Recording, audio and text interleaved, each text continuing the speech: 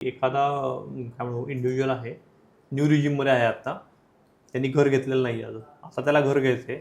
आता आपण एप्रिल 26 बोलतोय. आता त्याला घर घ्यायचं आहे. तर घर घेतल्यावर त्याला तो बेनिफिट मिळावा होम लोनच्या डिडक्शनचा म्हणून तो ओल्ड रिजिममध्ये जाईल परत?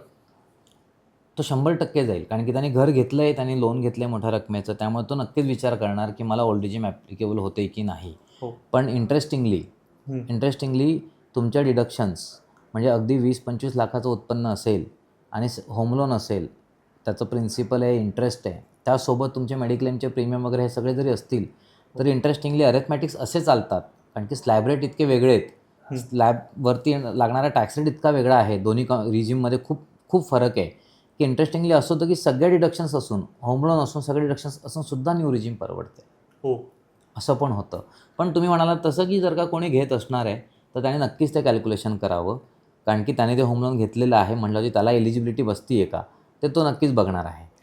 पण इथे महत्त्वाचा मुद्दा येतो की तुम्ही सल्लागारांशी सल्लामसलत करणं खूप गरजेचं आहे खूप अशा गरजेचं आहे. केसेसमध्ये. हो, खूप गरजेचं आहे. कारण आपण याच्या अगोदरच्या प्रश्नामध्ये आपण वेगळ्या अलाउन्सेसबद्दल पण बोललो. हो. त्यामुळे सल्लागार जेव्हा तुम्हाला तुमचं संपूर्ण फायनान्शियल्स बघून ॲज अ बास्केट तो विचार करतो.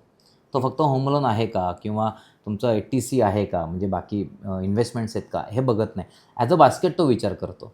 त्यामुळे तुम्हाला मितवणीत होम लोन घेण्याआधीच तो सल्ला केला पाहिजे.